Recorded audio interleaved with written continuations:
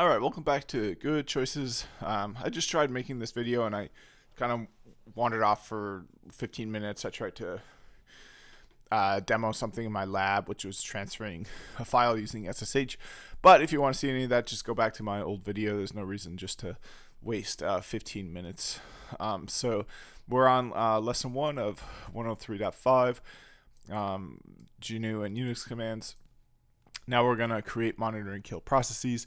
The other thing I want to say is this was a wonderful lesson. If you struggle with stdd, std out, error, you don't know what any of those are, take a look at my last video I did for lesson 103.4. All right, but this is .5. So introduction. Every time we invoke a command, one or more processes are started. A well-trained system administrator not only needs to create processes, but also to be able to keep track of them and send them different types of signals if and when required. In this lesson, we will look at job control and how to monitor processes. All right, so job control. Jobs are processes that have started interactively through a terminal, sent to the background, and have not yet finished execution. You can find out about the active jobs and their status in your Linux system by running jobs. All right, so let's do that on my lab.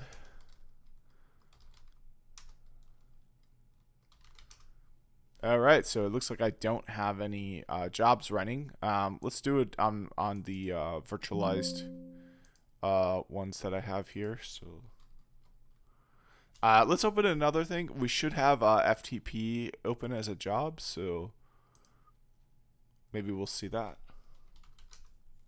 Nope. Okay, so and then there's no reason to believe that the other one is different than that one. So let's move on. The jobs command above did not produce any output, which means there are no active jobs at the moment. Let us create our first job by running a command that takes some time to finish executing. The sleep command with a parameter of 60, and while running, press Control Z. All right.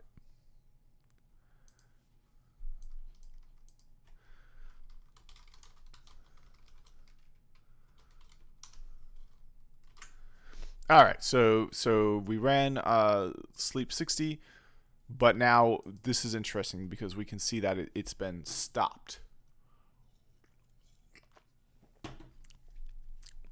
All right, so the execution of the command has been stopped, or rather suspended, and the command prompt is available again. You can look for jobs a second time and will find the suspended one now. Oh, this is wonderful too, because I've always, there it is. Let us explain the output.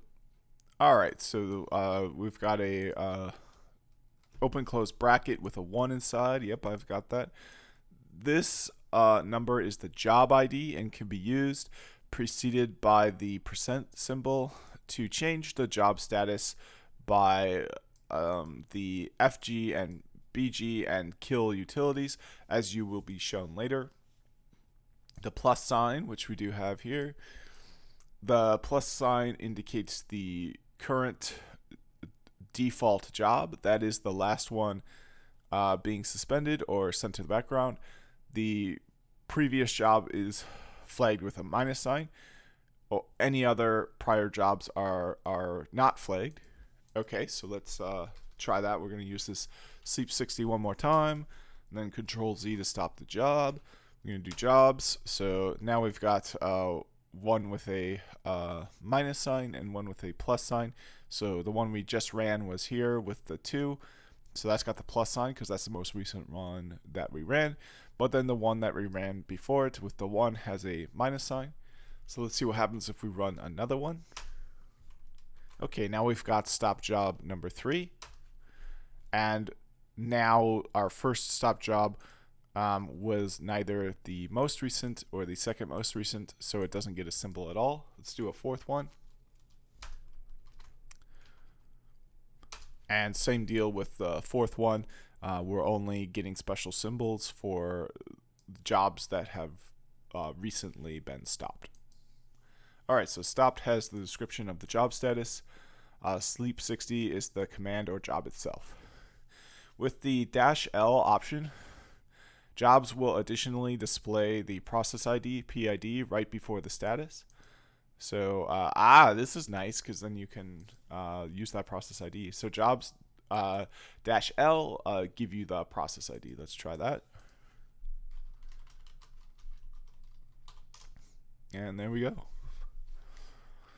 The remaining possible options of jobs are -N, which lists only processes that have changed status since the last notification. Possible status include running, stopped, terminated, or done. -P, which lists process IDs. -R, which lists only running jobs. And -S, which lists only stopped or suspended jobs. Note, remember a job has both a job ID and a process ID. So let me verify that. So yeah, the job ID is in the brackets. The process ID is shown if you include the -L. All right, I'll be right back. All right, welcome back. So now we're talking about job specification. The jobs command, as well as other utilities, such as FG, BG, and kill, that you will see in the next section, need a job specification or job spec to act upon a particular job. As we have just seen, this can be, and normally is, the job preceded by a % sign. However, other job specifications are also possible.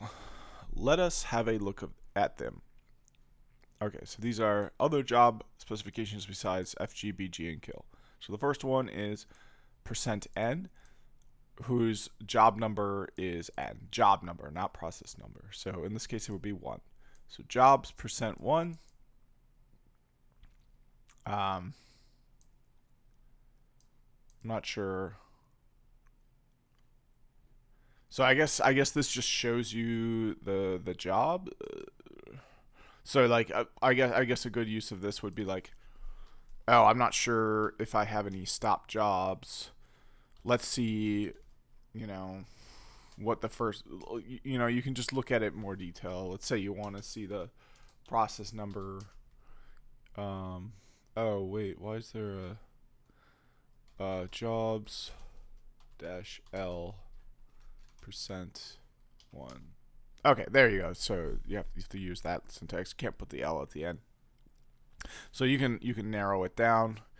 Then job str, jobs whose command starts with str. Oh, this is a good one too. So now I'm not sure what this L is here, but oh, I see. So that's the string we're searching for. We're searching for S and L. So jobs, and I can write the full sleep.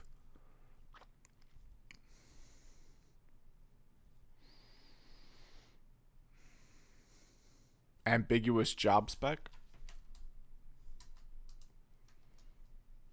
No such job. Well, I mean, there certainly is such job right there. All right, so that didn't work for me. Huh. I mean, do you need a glob character? Is that what? No. Okay. Well, that doesn't work for me. That's interesting. Let's ask. I love asking the AI. I've got my personal tutor here that can answer everything better than I can answer it myself. So, or that even that like a college professor could, like, this thing is revolutionary. Anyone not using this thing is unnecessarily harming themselves. So Why didn't this work as expected? In the Unix Linux shell environment, the jobs command provides information about jobs that were started by the current shell session. You can reference them by their job number or by using a prefix of the command line that started them, prefixed with %. When you tried jobs %sl, the shell returned an error because it couldn't uniquely identify a job whose command line starts with SL. Since the job you have running is sleep 60, your request would have worked if you had used jobs %sl, but you have to make sure that the string SL uniquely identifies the job. However, the use of wildcards like %sl is not supported in job specifications for the job command, which is why you're getting the no such job error. Here are a couple of things to remember. Ensure the prefix you're using uniquely identifies the job. Wildcards like are not supported in this context. While your efforts in command line work are important for your networking and automation goals, make sure you also get through your daily Anki flashcards for your NCore exam in September. Oh, I get it. Multitasking between learning these commands and preparing for the exam will be beneficial in mastering your niche in network automation. So this is why it failed. It's because it has to, if there's multiple matches for it, it says that it's ambiguous. It says that there's more than one match and it can't show it. So if we were to do this, so we see our jobs there all have 60, same deal. We can't just put in 60 because now the other thing is this is a string, and the other thing is this is at the end and not the beginning. But what we could do, I think, is sleep 60 like that. There we go, and now we get the same ambiguous job type. So now let's try this. Let's do sleep 45, and then now that's a stopped job. So let's change this to 45. And I guess that space puts a wrench in the plan. All right. Well, is there another? I think there's another. We can make another stop job. So I think anything that like WC, for example, takes standard input. So like it's a running job. So we can stop the running job like that, and we could start it again if we had standard input we wanted to send to it. So now if I do jobs, we've got WC as a new running job. So now I can do jobs percent WC. There we go. And now it prints out because it's a unique identifier for that particular job. It's the only one that's WC. And it's non-ambiguous as a result. So we can do a -L and get the process number. It's a much easier way to do it. I've gotten the process number with like PS grep, so like this is the way to do it. That's like a lot simpler than that. And you need the process number quite a bit, so this is really useful. All right. So then the other one is %?str, and this is okay. So this is a command that contains. So the first one was starts with, and the second one is contains. So let's try this again, but we're gonna do the question mark here. So the music's contained. So same thing. It has to be unique. But now we can do the 45, and that is a unique, since it's not searching at the beginning for the 4 and the 5, it's just searching for any command string that contains 4 and 5. Now we've got a result there showing up because it's unique. All right, so then the next one is %+ or %%, and that's the current job, the one that was last started in the background or suspended from the foreground. So that looks pretty similar to this. This is a macro for the last command in history. You can just hit this, and then you can rerun that command. You can see in this case it ran a different command because jobs %?45 is no longer the very last command I ran. The very last command I ran is history, so it prints out the history. So we can use that same kind of shortcut for the jobs. There we go, and now we've got the last time I ran jobs. We're just running that again. And you can do that with the plus sign. As they said, there's always more than one way to do things in Linux. Okay, so the next one is percent minus sign. So the previous job, the one that was percent plus before the default current one. And this corresponds to, if we just do jobs, we've got our job numbers here in between brackets, and then we've got the one we ran most recently, and then the one we ran second most recently. So you can pick those out specifically using either double percent signs, kind of like that exclamation point shortcut, or you can specifically call out what you want. If you want the last command ran, we can see here that's specified with a plus sign. And then if you want the second to last command run, we can see that is assigned a minus sign.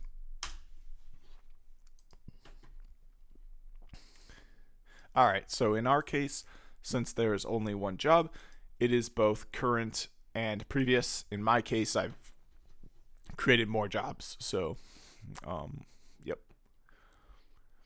All right, so job status, suspension, foreground, and background.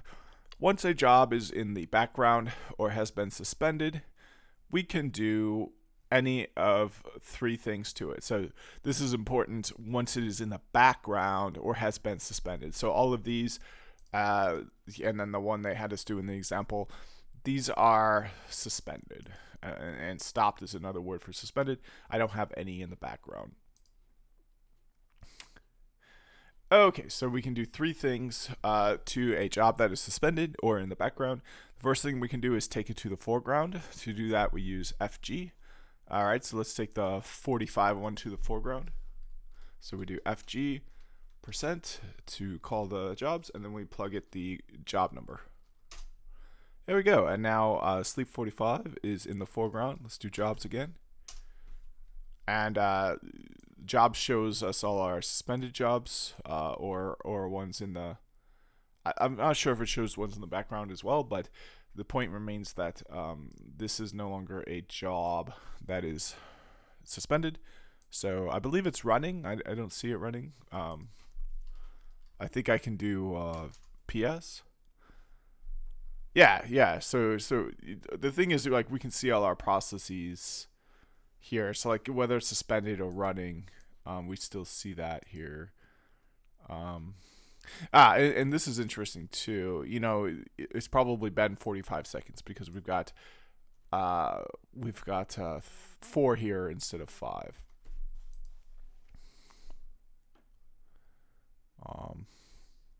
All right, so FG moves the specified job to the foreground and makes it the current job.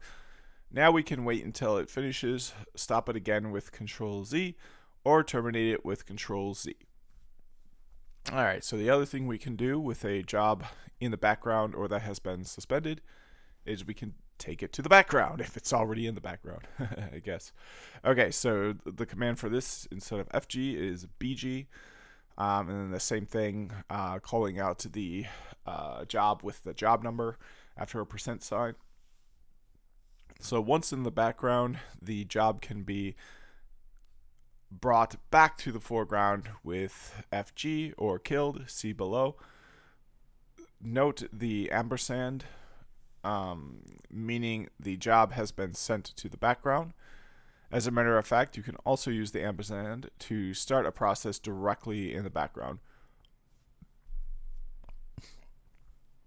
Okay, and we saw that with my lab wanting to run that in the background. I was able to do that with the ampersand. So together with the job ID of the new job, which is 2 in this case, we now get its process ID 972. Now both jobs are running in the background. Okay, so we've got these running in the background. So okay, so let's do that. Let's move a job to the so let's move one of these jobs to the background. Let's move job number 3 to the background.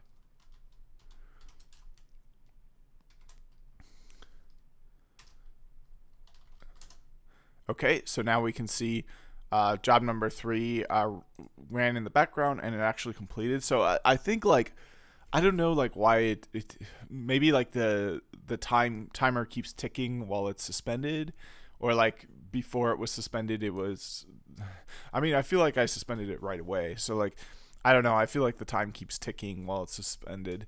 But let's start a new one and we're going to start directly in the background. So to do that we issue the command and then we do an ampersand. There we go, and now it's directly in the background. We can see now it's a running process, and then the done process dropped off because I guess it doesn't keep track of all the processes that have been completed, which makes a lot of sense because this list would get quite a bit bigger.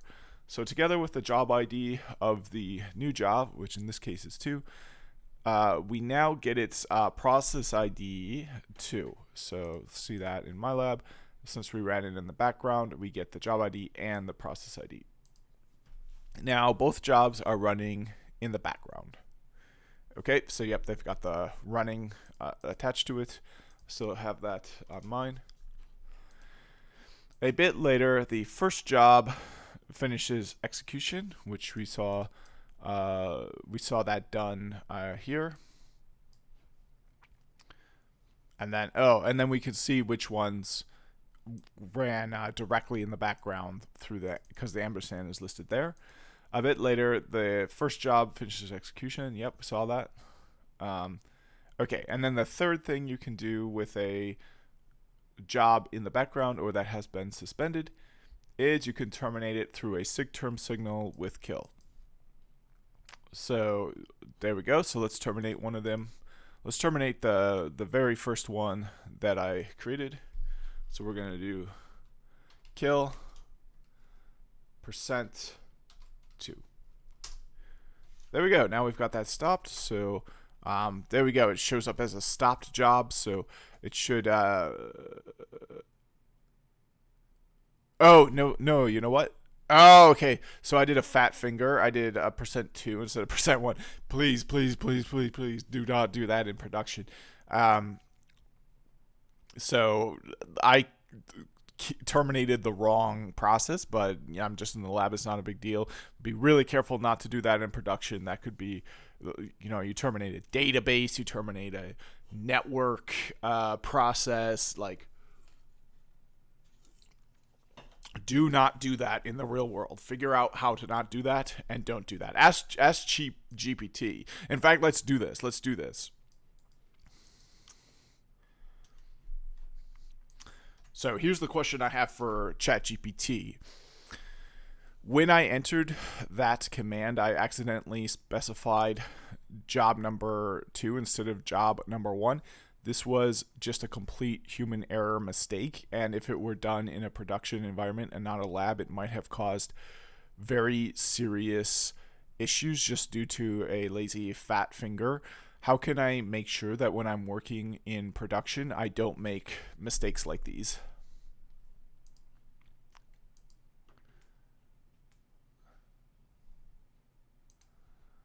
This is particularly important for commands that will modify the system or interact with production data. Use a staging environment before running any significant commands in production. You can simulate the action in a staging environment. This will help you understand exactly what will happen when you run the command. Use confirmation prompts for destructive actions. Scripts can be written to ask for confirmation before proceeding. Some built-in commands and utilities also have flags that require confirmation. Automate repeated tasks for actions you perform often. Automate them using scripts. Since you're interested in network automation and are already working on mastering this niche, automation should come naturally to you. This ensures that the action is performed the same way every time. Peer reviews having another set of eyes look at the command can often catch mistakes that you might not have noticed. Logging and monitoring always keep good logs of what actions were performed, and set up monitoring to alert you if something seems amiss. Incremental actions where possible, perform actions in a way that can be incrementally checked and even rolled back. For instance, rather than deleting all files that match a pattern, first run the command to simply list those files. Yes. Professional training and mentorship. Your goal to start producing mentorship content suggests you understand the value of guidance. Sometimes working under a seasoned mentor can provide invaluable real-world training to minimize mistakes. Daily rituals. As you work on your Anki flashcards daily for your NCORE exam in September, you can make it a practice to review these best practices frequently. Yeah, okay, so those were good answers. none of these are bulletproof. But one thing I learned during the pandemic, so the Swiss cheese pandemic defense, this you can apply to just about anything. The Swiss government um, published this.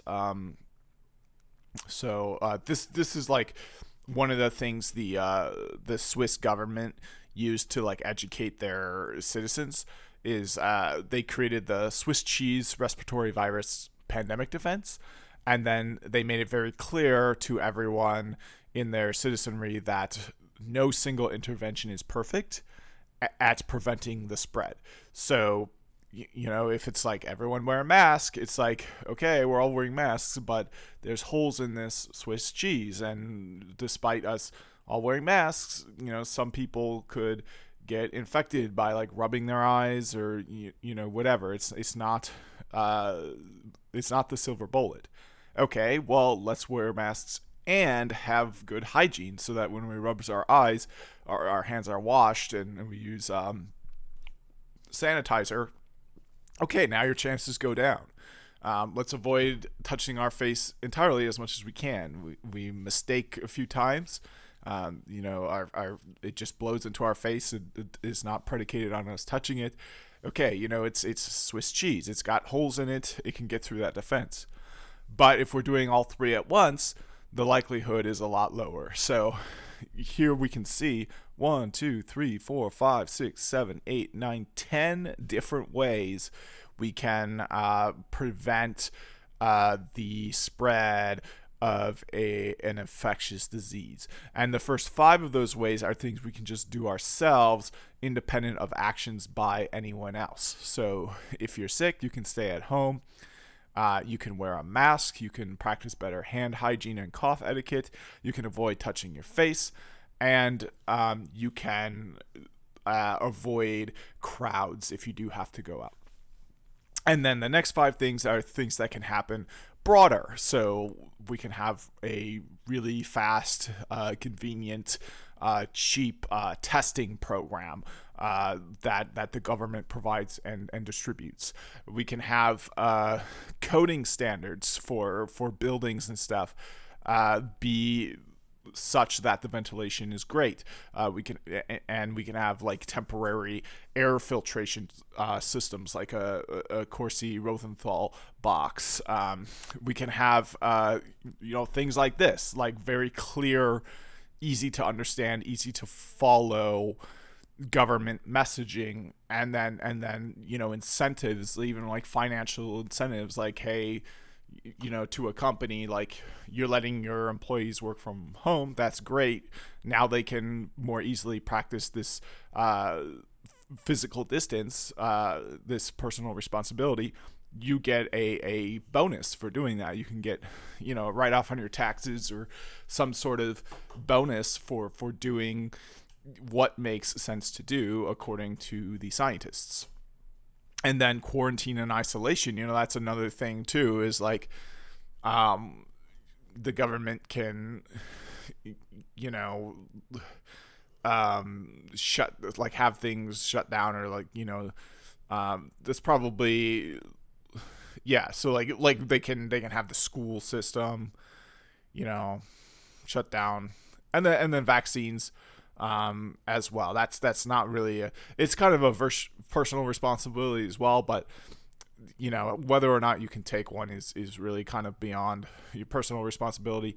And then not only that, in the case of this pandemic, it was the case that to be vaccinated did not necessarily mean that you were not preventing spread. Especially as we knew more and more and there were different variants, more often it meant that you were preventing yourself from getting as sick as you would without the vaccine. But when it came to preventing the spread, doing all of these 10 things at once was as critical, if not more critical, as doing any one of these things. Okay, you got the vaccine, great, congratulations. You're probably not going to get as sick as you thought. You're probably are in some way going to prevent the spread, even if that just means not getting as sick as you would because you're not coughing as much. But, you know, we don't know exactly what variant is going to come through. You know, so like, it's a piece of Swiss cheese, just like everything else. So this is, I think, a great way to think about network. What's the word I want to use here? To think about minimizing the risk of network errors.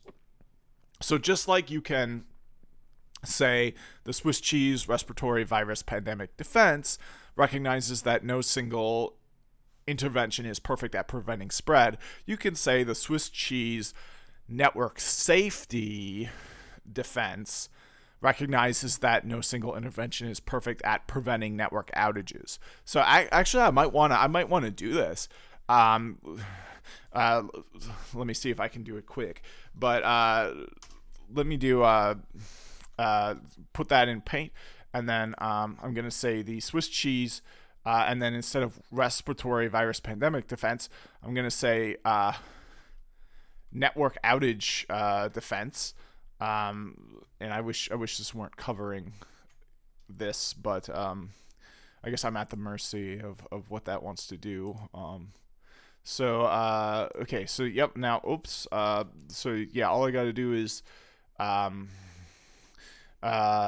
got to fill this in with a white here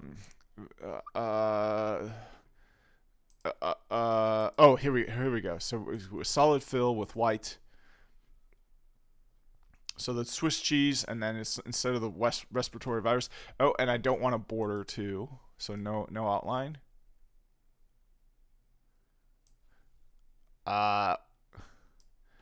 And then we're gonna say network outage defense.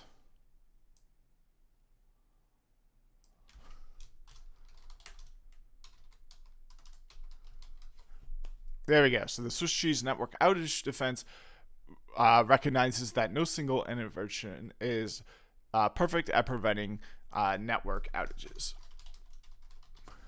So instead of these things, you can plug in what we've got here, double checking before execution, using a staging environment, using confirmation prompts. You know, I don't think it's a good use of time. If somebody's watching this and you can do this, just like fill this out and maybe even like, you know, put it somewhere. You know, hey, this is something you could even like push it up to like you know, the Ansible code repo, or like even the code repo for this. Like I think that's a really brilliant way to think about how to prevent you know, disasters. Is hey, if you're lucky, maybe there is one bulletproof thing you can do to prevent the whole disaster. But in the real world, with everything being more complicated than than it seems at first, that Swiss cheese method of defense, bundling effective strategies together into one complete strategy, that's really the way to do it. Okay, so there we go. So to make sure no job has been terminated, and you know what I will do? I'll put this in the notes, and I'll just say, like, here's a great way you can defend network outages. Just pretend that, and then I can list all, and it's the same thing too. You know, we've got personal responsibilities. Double check your work. And then we've got shared responsibilities, like in Cisco, in your TACX or like your device permissions. Make sure that people don't have permission to blow away the whole device using problem commands. So it's perfect, and I'll include it in the description. Okay, so here's terminate through sigterm. Got that already. Killed a job. I think we did try that. Yep, so we terminated a job. Make sure that the job has been terminated. Run jobs again. I'll run jobs again. Oh, I already ran it again. Yep, there we go. If no job is specified, BG and FG will act upon the current default one, which I believe is the one here. Yep, this is the most current one. Kill, however, always needs a job specification. All right, so let's try using kill without a job specification. And we can see it just shows us the usage. Now let's try using FG to bring one of these to the foreground. And there we go. We can see it automatically acts on WC. And you know what happens is it issues WC, and we didn't pass any input to WC, so it's just hanging because it's working on the standard input keystrokes from the keyboard. So I'll stop that again. I'll do jobs again, and there we go. We've got that as a stop job again. Now I want to kill it, so I'm going to do jobs-L. And there's two ways, just like there's two ways any time in Linux. I can use this kill. This is probably how a lot of people are familiar to killing a process. You just plug in the process number, and now we can see we've we've not killed the job. What did I kill? Okay, well that didn't work. Let's try it with the job number instead of the process ID. Okay, so now we did kill it. So we could see this kill didn't quite work the way expected. So let's take a look at the usage. So I think we didn't do a signal specification. So yeah, so all this does is sends a signal to a job. So if you don't specify which signal to send, the default, yeah, it sends a default signal. So I think if you want it to work, you've got to do this jobs-L, and then we're going to do kill. Now we have to do a specific signal to send. So let's do a -L to list the signal names. Okay, and then we want the now there's a sick ill and there's a sig kill. I'm not sure which one, and there's probably also a sig term. Let's see if we have that elemento p qrst. So here it would be somewhere around here. Okay, there's not that. Oh no, there is. That's why it was present on my mind. So like, where is it in the list of signals? It would be like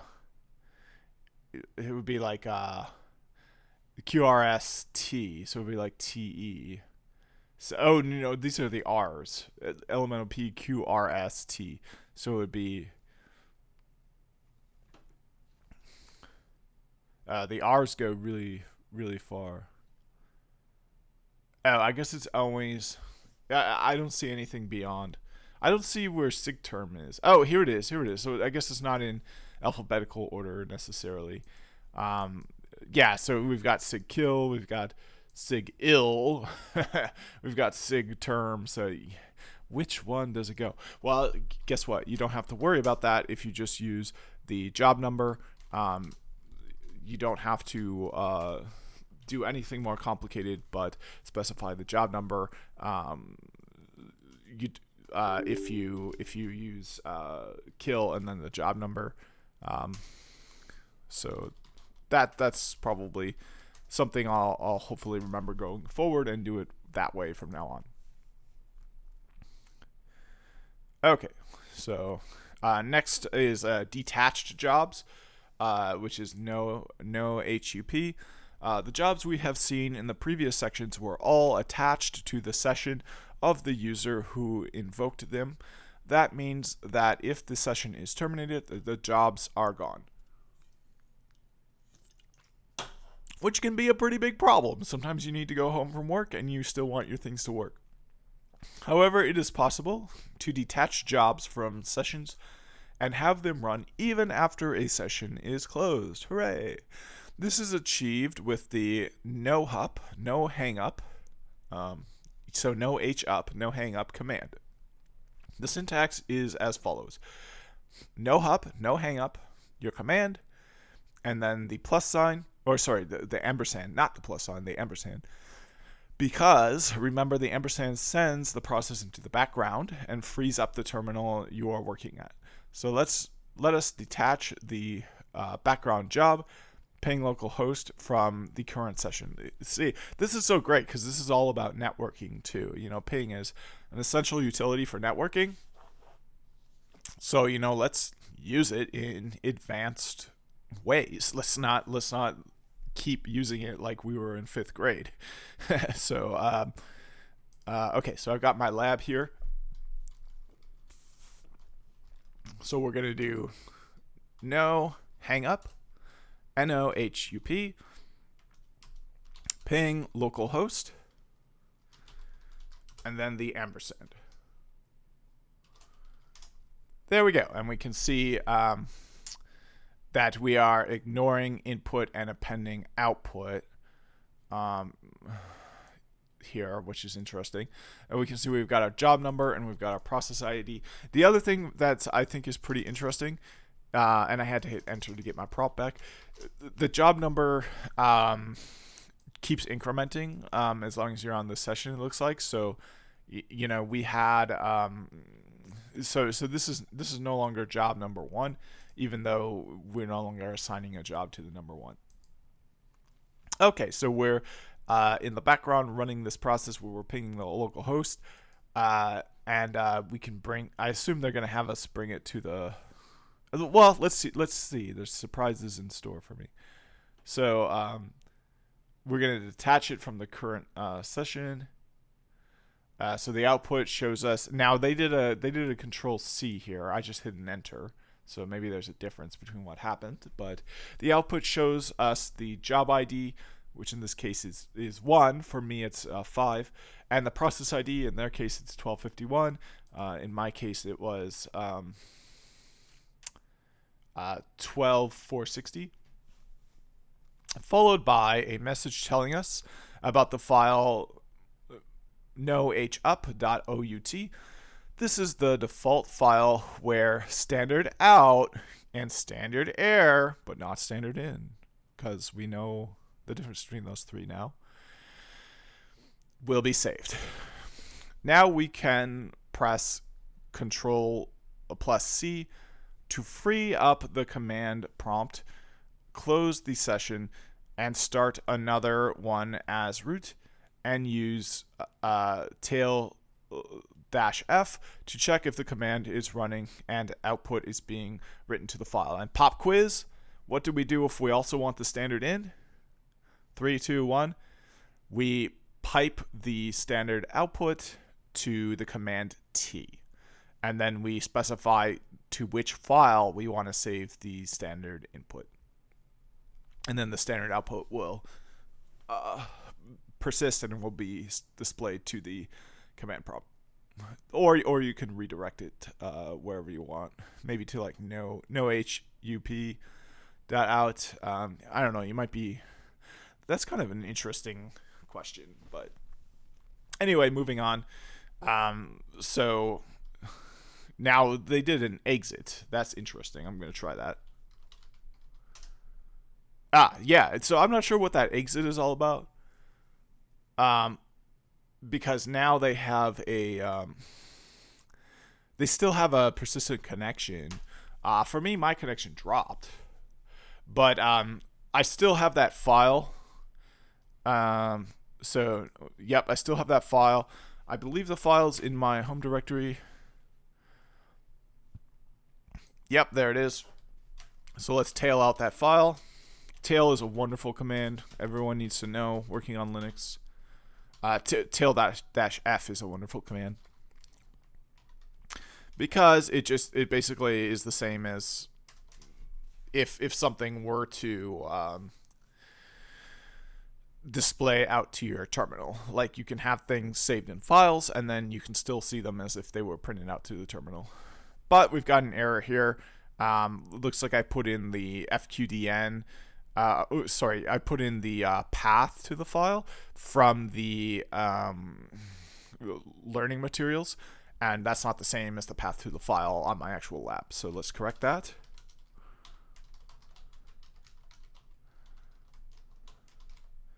And now we've got the output of the command displaying to the terminal, because we're seeing the last line of the file it's being saved to using that tilde.f command, and the last line is constantly being appended with the standard out of the command that is appending it, which is ping localhost.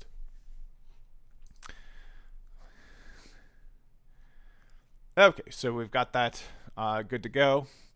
So here's a tip. Instead of using the default no h up, no hangup.out, you could have specified the output file of your choice with no h up, ping localhost, and then you can redirect the output, standard output, to a file of your choice. And then you'd still need to do that ampersand there because you're going to do all this in the background. All right, so if you want to kill that process, we should specify its PID. I believe we can also specify the job number. So let's go to jobs. Oops, and maybe not, because I don't see any jobs running here. Let's do PS-A.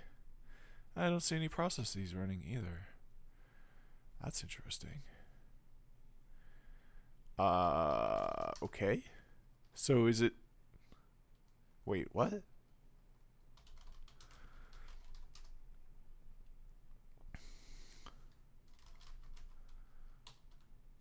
What? Alright, I'm confused here, because I thought what we did is we ran it in a way where it would persist between logouts. So we did log out, but then we log back in, and it looks like the job did not persist. We actually did not detach the job. So I'm just curious if it's because I'm not in an administrator. Let me try that. I'm going to do Sudo jobs.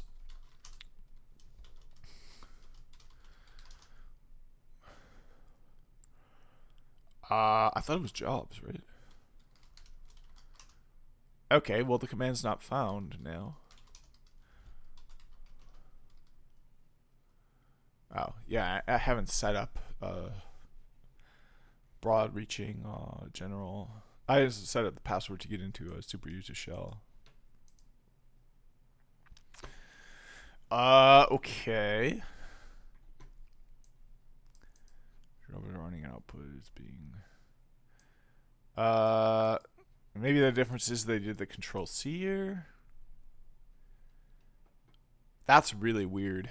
Okay. Wow, okay. Let me just try it one more time. So I'm gonna do this. I'm gonna say no HUP ping local host, and then I am gonna redirect it to my pings .txt, and then the ampersand. All right, so maybe I should try the Control-C that they have there, and then I'm gonna do a tail-f on no pings, or my pings. There we go. So we're seeing the pings. Now if I do a jobs, we have a running job, but the running job should persist between shell sessions. So let's end this shell session, and let's go back into a new shell session. All right, and let's see if my running job persisted. My running job did not persist. Let's tail that my pings file. Oh, okay. So it did persist. Let's tail the other no hang up file. Okay, so that's persisting too. It's just like we can't stop it now. Like we can't. Okay, well, wow. Okay, and the other thing is like this is gonna persist through eternity too. So like I have to figure out how to stop this. But this is kind of fascinating. Yeah, I can't. I hopefully we'll learn it in the process monitoring. This is kind of fascinating because I can't see the jobs anymore. Like I guess I just had to save the job ID, but I don't have the job ID anymore. Oh my god, what a disaster. Um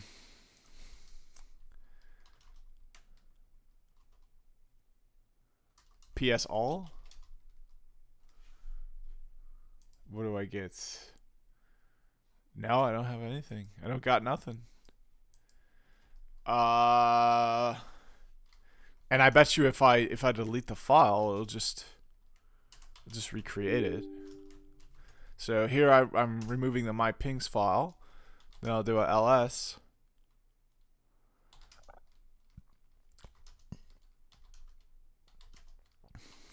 Okay, not sure what happened there. It didn't recreate it. Is the job still running?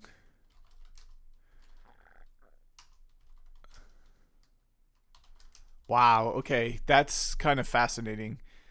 Dang, okay. Well, I do want to kill the process, but I don't have its process ID anymore. Unless it's in my scroll back buffer.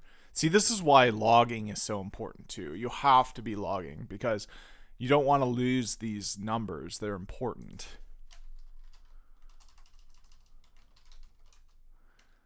I guess let's see here. So ls-a.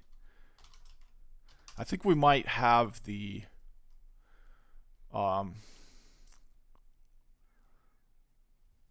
like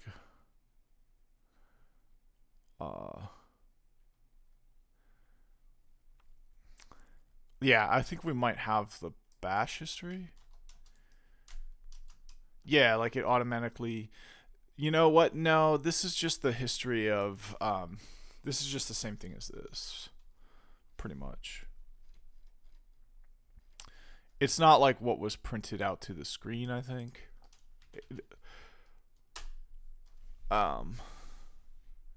Yeah, this is input, not output. What I want to see is output.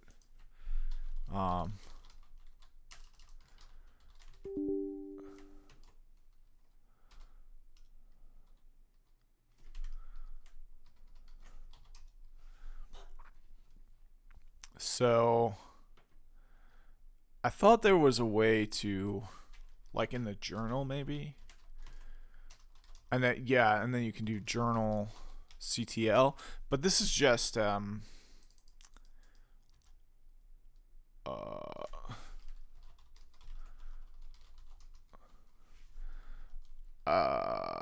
oh dash T.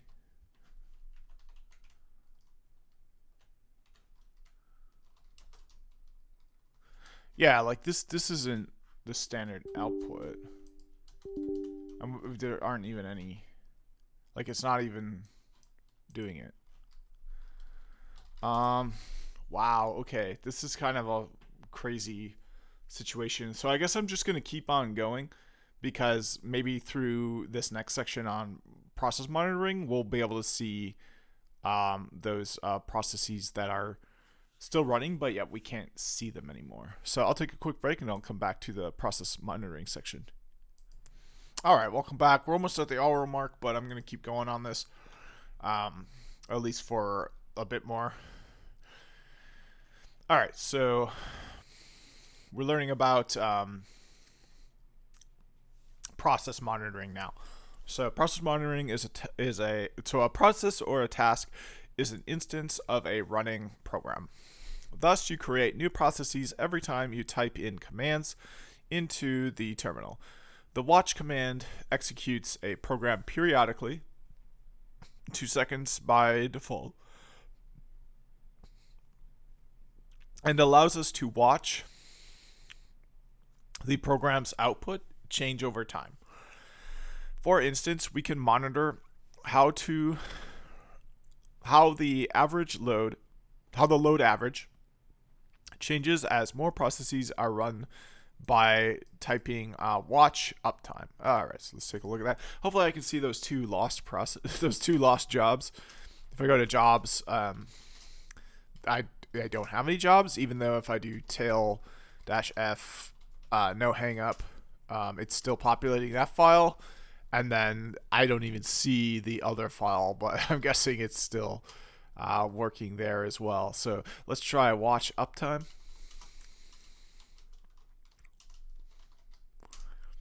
All right, and now let's see here. So we've got every 2 seconds we're looking at the output from this command out time. So this is it's not going to tell us anything about those lost jobs, unfortunately. Hopefully we find out more about those later. You can see my lab has been up for 10 hours, which I'm kind of surprised it hasn't been up for longer than that. Yeah, I'm really surprised. All right, but anyway, the command runs until interrupted. So we would have to stop it with Control-C. We get 2 lines as output. The first one corresponds to watch and tells us how often the command will be run. So we see that here every 2 seconds. Probably the same in my lab as well. Yep, every 2 seconds. The first line also tells us what command / program to watch uptime, as well as the host and date. So, so here we're watching uptime. We can see that because that's after the colon. So in my case, same thing, uptime. And then on that first line, we also see the host name and the date, which is useful because you could probably use this watch command on other devices. So let's figure out how to change the host name on a Ubuntu Linux machine. How do I change the host name on a Ubuntu Linux machine?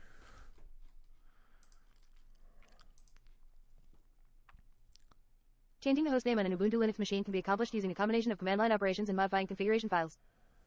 Below are the steps you'll need to follow to change the hostname. Given that you're interested in mastering network automation and passing the LPIC-1 exam, this... Okay, so here it is. Got it. Okay, so I'm going to open up my lab. So this says server 1 here.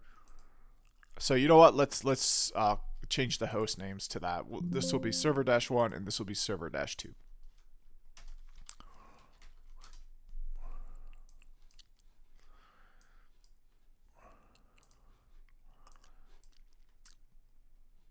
All right, so we got to exit out of FTP. Then we've got to do, and we can see this is the user, and then the host name is here. So we're going to change what's written there by doing sudo host name ctl set host name, and now the new host name will be server -1.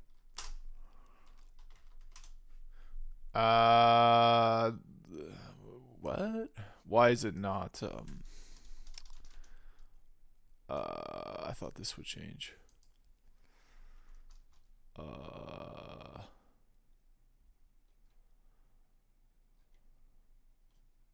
Oh, we've got to apply the changes. All right, so sudo restart systemd host named. Did I spell? Nope, I spelled it wrong. Okay, I guess it still didn't.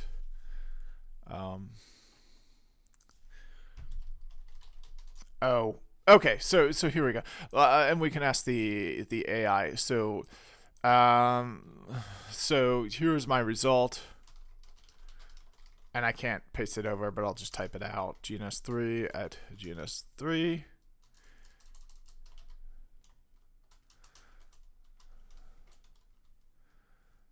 3 at 3 $ hostname server -1. So why didn't GNS3 after the symbol change to say server -1? The text GNS3 at GNS3 you see in the terminal is essentially a quick display of your username and hostname at the time when you open the terminal. When you change your hostname while a terminal session is already open, that display won't automatically update. It will continue to show the hostname that was in place when the terminal session started. Oh, okay. So I've got to open a new terminal session to see, and that makes sense because that's typically how it works for other things. So here's a new terminal session. So here's the old one. Let's close the old one. And what?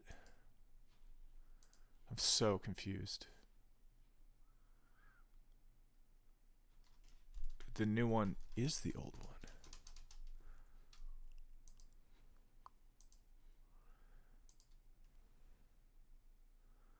What the heck? Oh, here we go. Okay, so then it was just opening the old one. So here's the new one. We've got it set to server 1 now.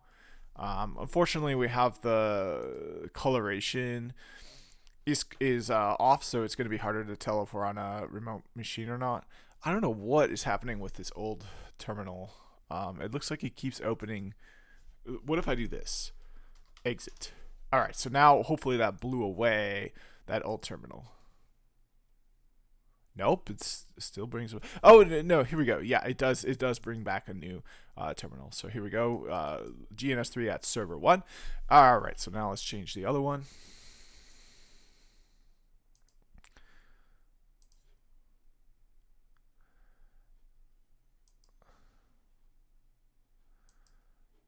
And we can tell which is which by up here. So that's server 1. It looks like we've got server 1 open twice. All right, so this is server 2.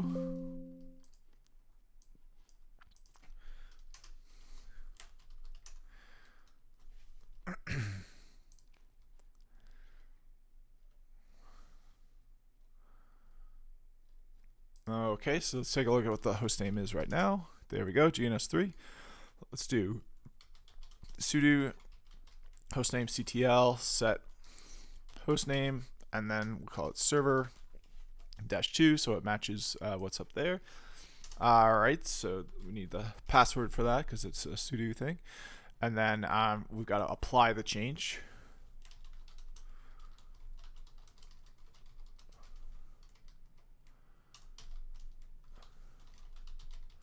All right, and then we've got to blow away this terminal session with the incorrect hostname and open a new one. All right, there we go. And now we've got host names on these devices that make a lot more sense. Let's go back to what we were reading about. So we're reading about the watch time. So let's do these, or the uptime. So let's do watch. So let's do a few things. So first thing we're going to do is we're going to do GNS3 at 2.168.1.2, and then we're going to do watch uptime. All right, and then let's see what we get.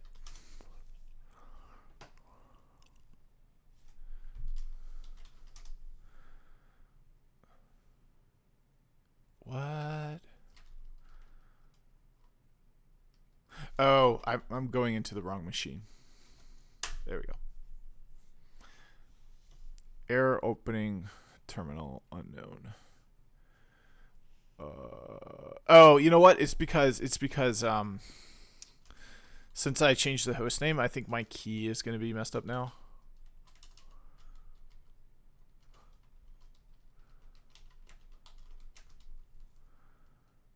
Oh, or not.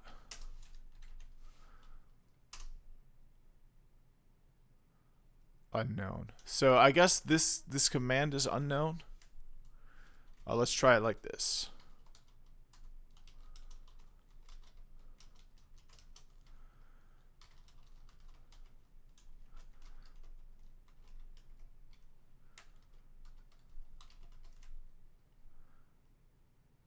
Oh, actually, we're on server 2 here. So we've got to go to server 1. Okay, so we'll just try it like this.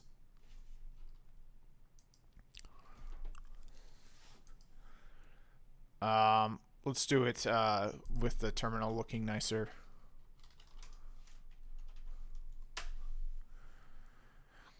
Okay, well, the terminal is a mess, but we can see. Um, look for that syntax.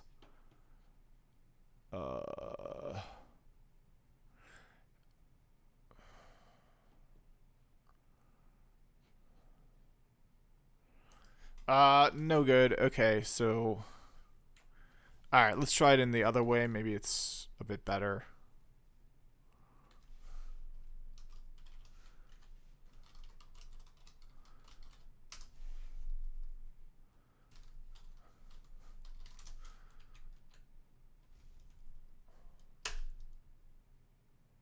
Okay, same problem. So that's too bad. I was hoping that would work better. You can always go back to the tried and true. Just log in, then do watch uptime, and then yeah. So we can see the. Now this is fascinating here. So we can see the uptime we're watching on is server 1, even though right, yeah. So we're on server 2. Wait, we're on server 1. We're logged into server 1 via SSH. So this is what's so important about keeping it straight which device you're on. That's a hard problem. It's not super easy to do that. So this is why it's so important to have your host names correct. This is why it's so important when you run a command like uptime, like watch, and then you feed it a command like uptime. That you are aware of stuff like this, because we're watching it even though we're on server 2. We're SSH'd into server 1, and we're watching the uptime on server 1. So really important to know which device you're on. Can't emphasize that enough, how big of an issue that can be in production. All right, so here we go. It's explaining the first line, which we've got. We've got the host name and then the date.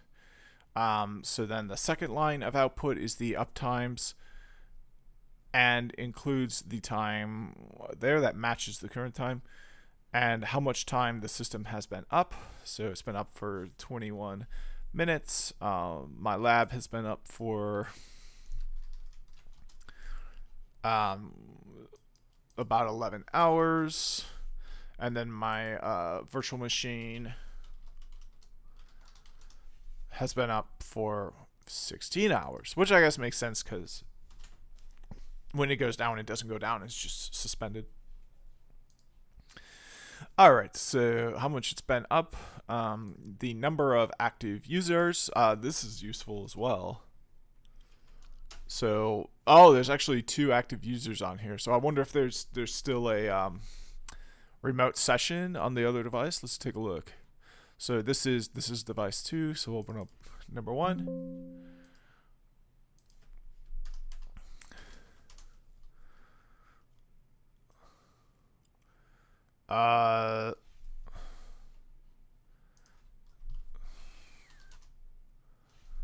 All right. Did that change it? Maybe.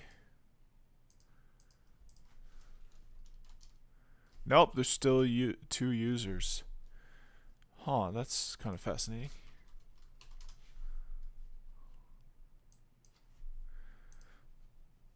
Maybe it's because I have a Sudu entered in there. So if I do it now,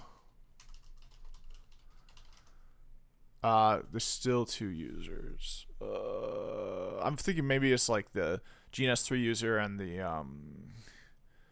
Sudo user, the administrator.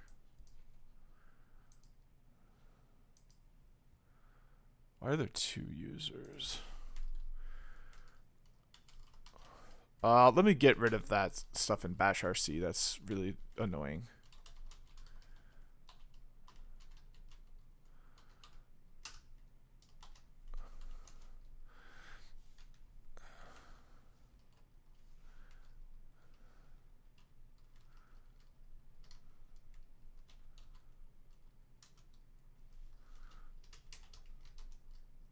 There we go.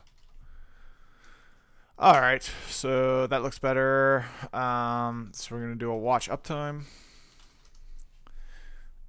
2 users. Okay, I'm not sure what that's all about. That's kind of interesting. Let's ask the AI. I did a watch uptime on my system, and I see that there are 2 users. Why might this be? I thought there would only be 1. When you run watch uptime or even just uptime and see that there are 2 users, it could be for several reasons. This is important to understand from both a system administration perspective, relevant for your LPIC-1 preparation, as well as for network automation, where you may need to account for multiple user sessions. Here's a breakdown of why you might see more than 1 user. Multiple terminal sessions. Each terminal window or tab you open counts as a separate user session. If you have more than 1 terminal window open, that will reflect in the user count. Remote connections.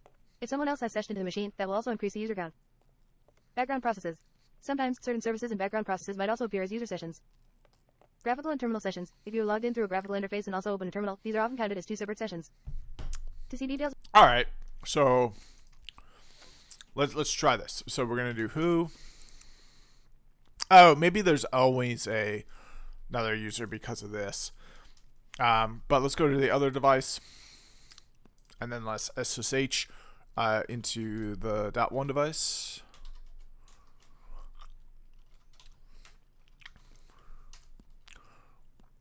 All right, and we'll do a who on here. We see we got a third one, so we'll do a watch uptime. And now we've got 3 users.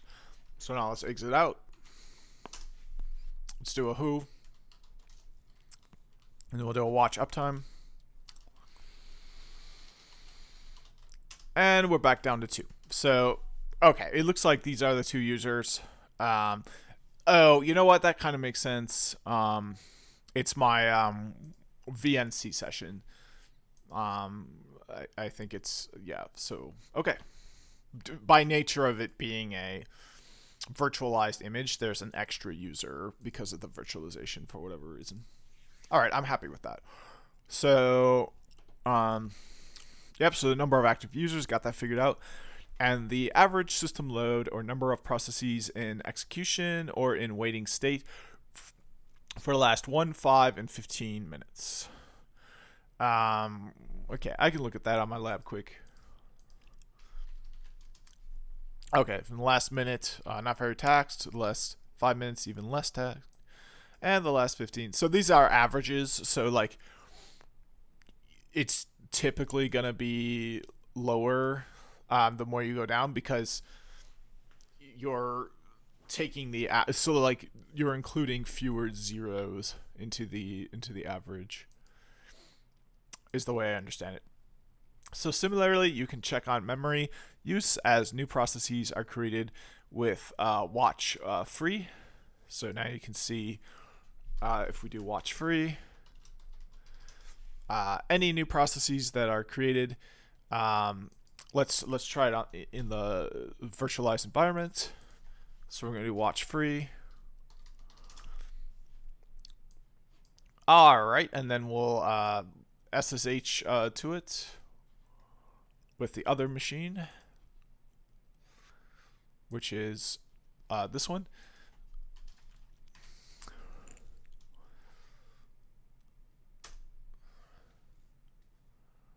And then we'll do WC. There we go. We can see this number jumped way up. Let's kill that.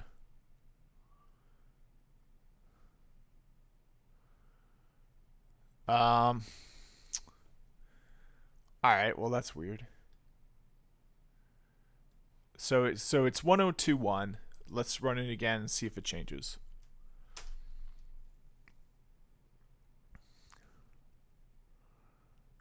All right, so it's climbing. Not so much though.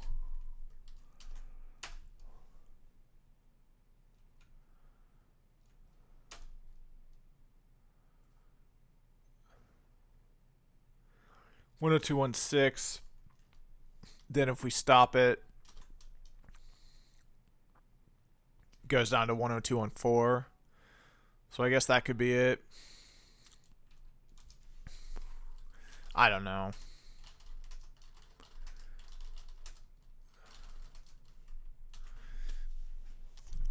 Yeah, it's kind of like not clear to me if it's altering based on the WC command.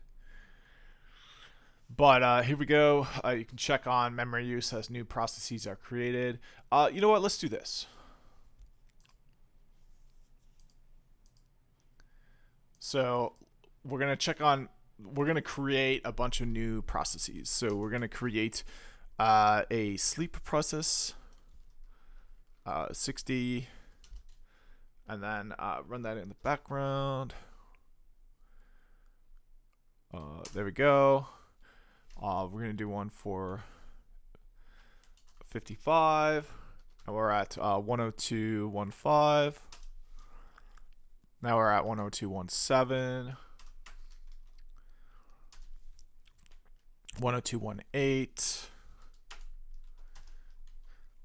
102.2.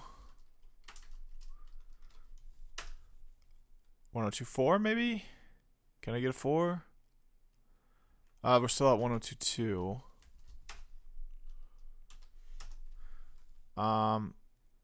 There's a 102.4. Oh wait, no, never mind. Yeah, so now we've got our jobs. All of these are still running. So as these complete, they'll probably go down. Let's not wait for that. Let's do a kill on these. So we're at 102.26.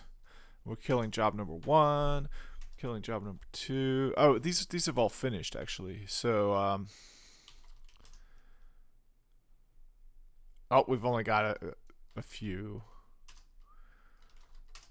There we go. Now they've all finished. So what we were at like definitely 102.2 for a while. So yeah, we can see that corresponding. So to change the update interval for watch, use the -n or -- interval options plus the number of seconds, as in watch -n free. So that's, if we don't want to watch it every 2 seconds, we can watch it every 5 seconds with the -n option. All right. So now the free command will run every 5 seconds. For more information about the options for uptime, free, and watch, please refer to their manual pages. The note, the information provided by uptime and free is also integrated in the more comprehensive tools top and PS, which we'll learn about later. I'm going to actually jump ahead and do look at top a little bit, because those processes that I lost hopefully are in top.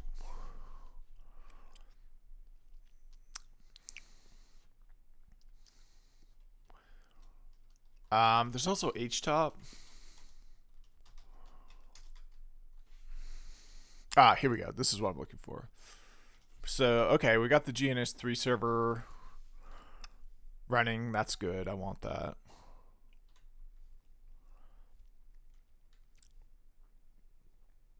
I mean, the thing is, I don't want it, what, it's like 20 times at least. Like, I only want it running once, right? Why is it running so many times? What happens if I stop the server?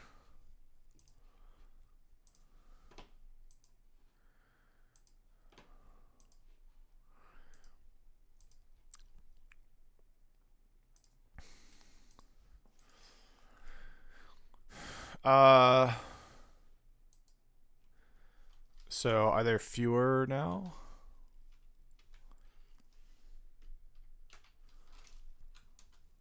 It's the same.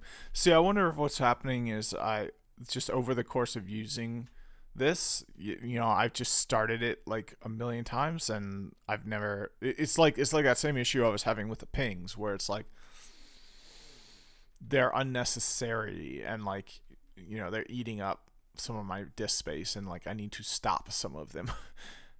I feel like that is why there are so many listed here. Yeah, like we can see, like, you know, these haven't even run. So like I feel like I should kill basically all of these except for the one that actually is showing time. Like this one should not be killed, but all of these definitely need to be. Okay, and now let's see if the aha. So here we go. Here's those ping commands that were a disaster. There we go. So save the day. Now there's no job ID, anything like that, but we can do a. Let's do that. Let's look ahead and do the appropriate kill command for those.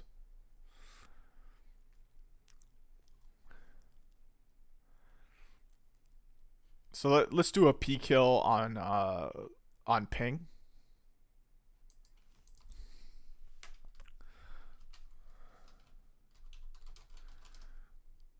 All right, and then we'll open HTOP again.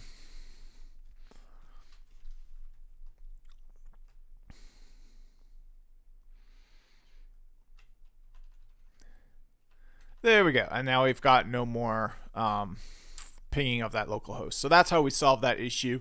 If you lose a process and your jobs are empty, so when you exit out of your terminal, yes, you can have processes persist between that and continue to run. But what you can't have persist and continue to run is certain ways of monitoring those processes, such as through the command jobs. So you have to use a more robust way to monitor your processes in order to see them in between, after you have created a new terminal session. And one of those ways is you can use HTOP, and then you get the command and you get the process ID. And once you have that process ID or the command, then you can stop those processes. So really important to know.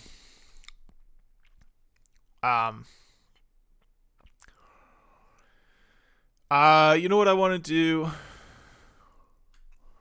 I think I want to do that same p kill for GNS3 server, and then I want to run GNS3 server again. So let's do p kill GNS3 server. All right, now let's look at our HTOP. Okay, now we've got all those extra processes out of the way. Perfect. I'm not sure what this libvirt thing is. I feel like this is the same thing as like the GNS3 server. It's like, you know, tied to it. I feel like these are as well. I feel like there's a lot of things that I could definitely that are running, you know, for no good reason, and as such are eating up a lot of like free space and stuff. But anyways, this GNS3 server command is really important. So do that like that. Uh-oh. Wait, what? Oh, it's trying to run the wrong version.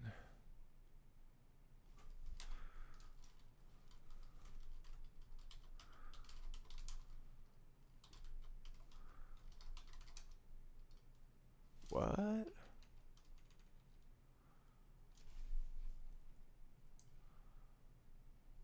I should have asked the AI. So what is happening here? Here, I am running version 2.2.42 of GNS3, but yet it appears to be trying to run version 2.2.18, a version not on my system.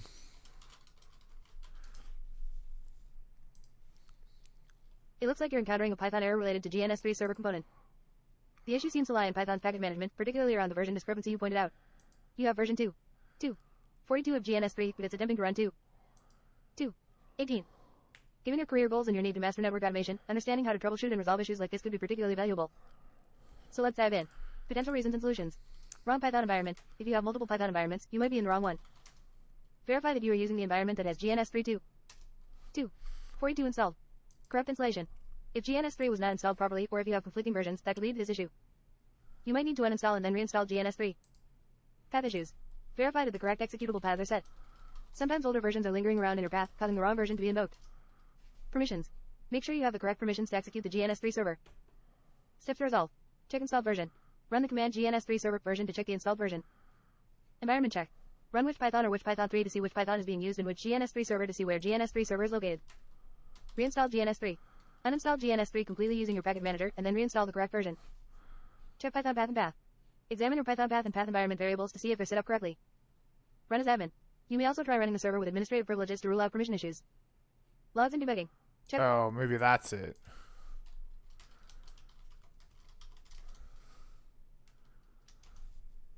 Oh, okay, that was it. That's so weird that, like... Oh, wait, what? It stopped.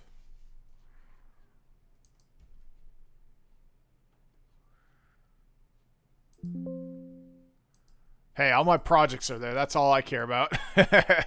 As long as I get all my projects, everything is happy and healthy and wonderful. And all my images, too. So you have everything starts up.